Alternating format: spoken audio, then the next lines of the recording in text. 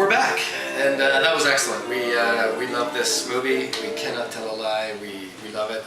We haven't seen this one for a while, and we just loved it. So great cameo to Spot. There he was. That's a good kind of cameo. We love cameos where it's so obvious that he wanted his face in the movie. That's neat. How come no other directors ever did that? It's neat that Alfred Hitchcock did that. We love it.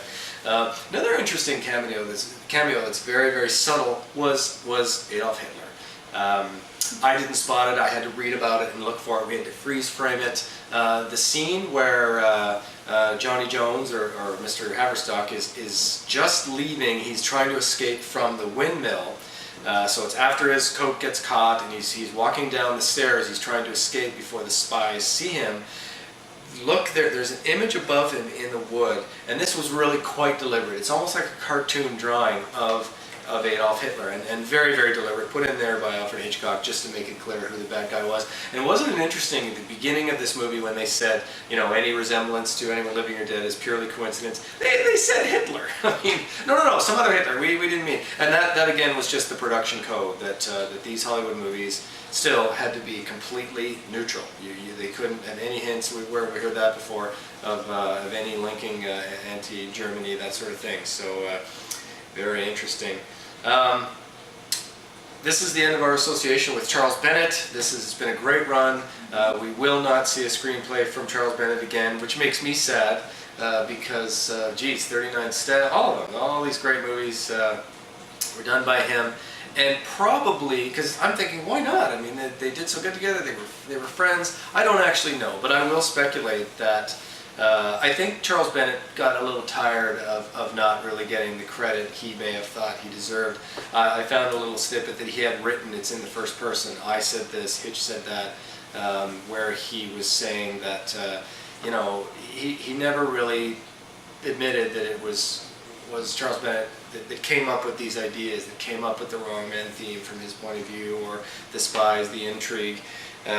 He just, you know, from his point of view, Alfred Hitchcock took all the credit, and he was very unhappy about that. He probably wanted to do his own movies, and he did direct his own movies, and sort of went on to some fame in that regard, and realized that this just wasn't going to happen. And I think there's a little bit of bitterness with Charles Bennett, that he was just kind of saddened that Hitch took all the credit and didn't whatever. But hey, he's getting all the credit he deserves here. We've certainly pointed out every single time he wrote the screenplay.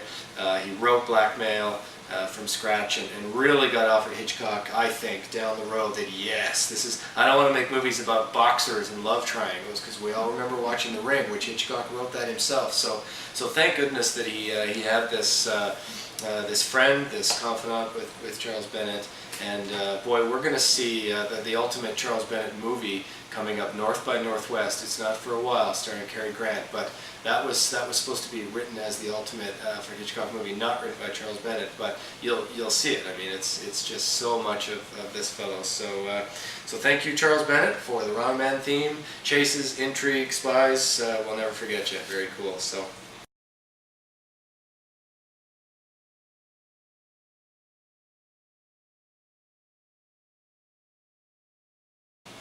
Now, if the ending in that film seemed a little kind of tacked on and out of place, it's because it was completely tacked on. So Walter Wanger, as I mentioned in the beginning show, he really wanted this to be up to date. So they're filming as Germany is invading Belgium and taking over Austria and bombing Norway and all these sorts of things in the spring of 1940. And so he would run in and say, Hitchcock, okay, so they took over Belgium, they're doing this, you going to get that in the movie? And Hitchcock's like, yeah.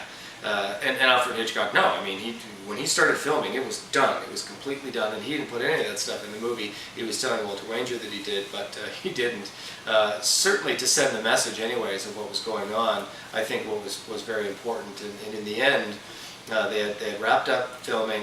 Alfred Hitchcock went to London in June, July of 1940, mostly to get his mother out of downtown London and into the country, because at any moment they knew that the Luftwaffe was going to begin their 2.5 year blitzkrieg of London, and they wanted to get her safety. And pretty much he came back on July the 3rd, and they came up with this idea to tack on this bit of, you know, they're bombing us and to keep the lights on America as just a rallying cry to the United States that, you know, this is happening, maybe you ought to consider doing something, or certainly sending supplies, sending weapons, that sort of thing. And literally, once they filmed that, I think a week after the bombing really did start in London itself. So definitely timely, and no question the ending made this movie that's pure propaganda, which is fine. It was very, very important. And how about that Star Spangled Banner at the end of the movie? I mean, we're sitting there watching, is that the Star Spangled Banner? So kind of silly, but to make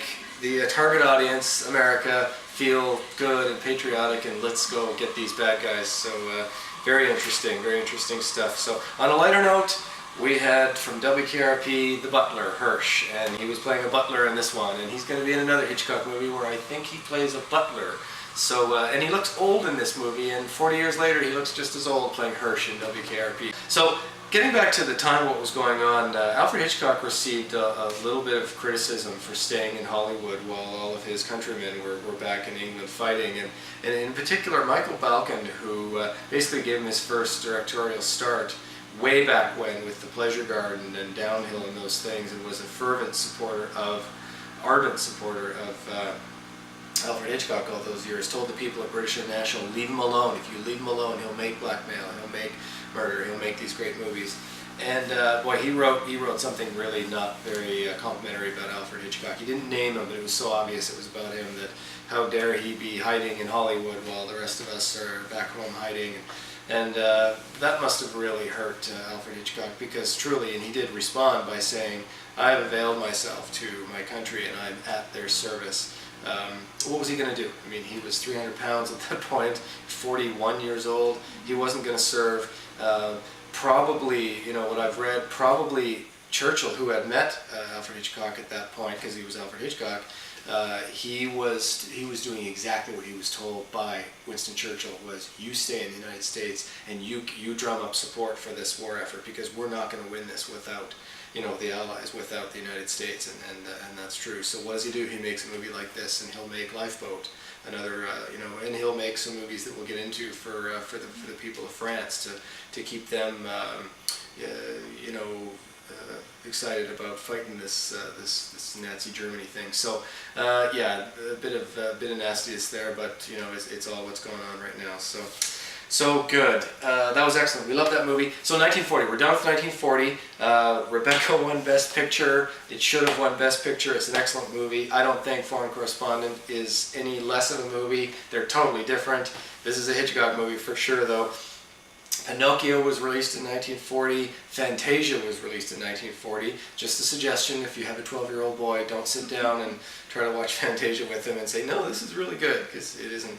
The first Bugs Bunny cartoon was in 1940, modeled after, if I'm not mistaken, a character by Clark Gable. The way he was eating a carrot and saying something, it wasn't in It Happened One Night. Doesn't matter. It's worthwhile reading if you Wikipedia Bugs Bunny. It's from Clark Gable. What's that? It Happened One Night. What about it? Oh, was it? Was it actually in? It was. It was. It was in It Happened One Night. And yeah, it's fantastic. If you ever see It Happened One Night, and we have recommended that already because it won Best Picture in 1935, if I'm not mistaken. But absolutely, he's sitting there eating carrots, and he didn't say "What's up, Doc," but he really did sound like Bugs Bunny. And was there even a character named Bugs? Doesn't matter. But worthwhile reading. But yeah, these great movies, these three great movies. The Letter with Bette Davis and Herbert Marshall, very, very good. Bette Davis is fantastic in The Letter. And two great screwball comedies, The Philadelphia Story with Katharine Hepburn, and who is it? Cary Grant's in that, Jimmy Stewart's in that. Talk about a Hitchcock trip. And a movie called His Girl Friday with Cary Grant and Rosalind Russell. These last two, Philadelphia Story and His Girl Friday, are screwball comedies that are just fantastic. You probably got to watch it with the subtitles because the dialogue is just going a million miles an hour, but they're hilarious, they're fresh, they're wonderful movies.